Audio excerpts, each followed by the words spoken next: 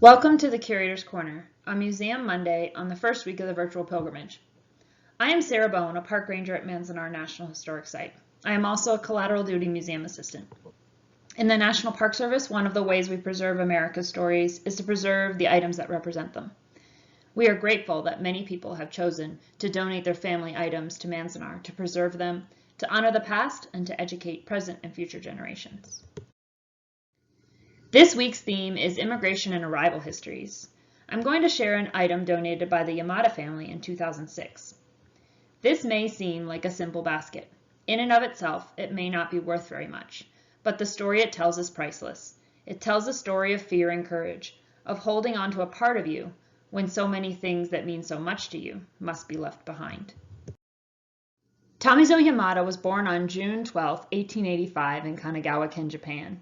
He came to San Francisco on June 23, 1913 as a student on his way to Chicago. Aiko Muto was born in Tokyo on November 21, 1894. Tamizo and Aiko were married in Tokyo in 1917. Their daughter Lily Yuriko Yamada was born in Tokyo on July 26, 1918. But Tamizo had left for the United States again and arrived in San Francisco in December 1917. Leaving Aiko in Tokyo during her pregnancy and the birth of their first child.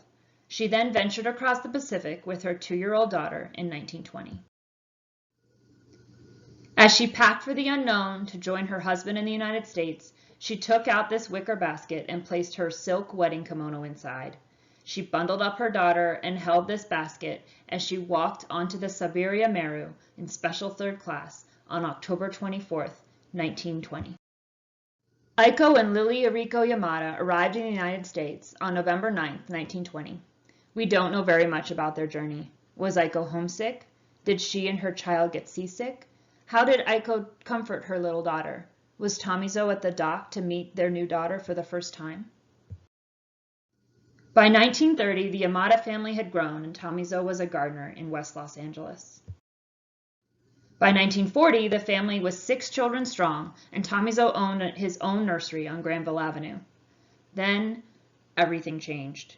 In the spring of 1942, Aiko Yamada was about to embark on another trip to the unknown. She didn't know what her future would bring or how her family would fare. She turned again to her basket. Fearful that her wedding kimono might seem too Japanese to the U.S. government and be confiscated, she carefully cut it into strips and hid it in her wicker basket. Lily remembers her mother crying as she used a razor to cut the silk. As Aiko gathered her children, ranging in age from 5 to 22 years old, she also picked up her basket, still holding the dreams of her life inside as she waited to be transported to the unknown of far-off Manzanar. The tags she placed on her basket still remain.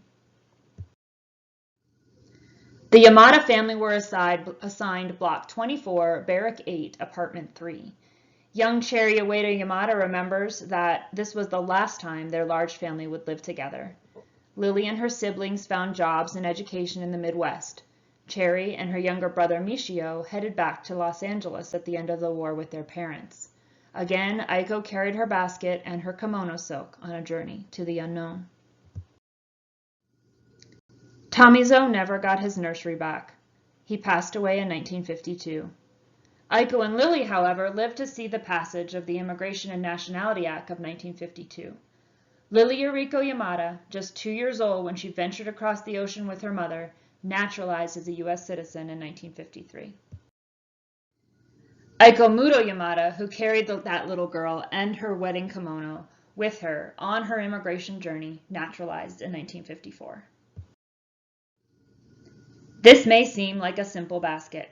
In and of itself, it may not be worth very much, but the story it tells is priceless. It tells the story of fear and courage, of holding on to a part of you when so many things that mean so much to you must be left behind.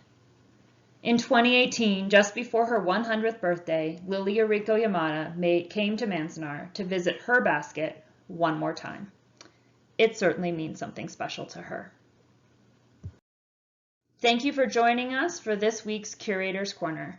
You can learn more about Manzanar National Historic Site through our website, our Facebook and Instagram accounts, and our YouTube channel. If you have any questions, you can contact me, Sarah Bone, via email.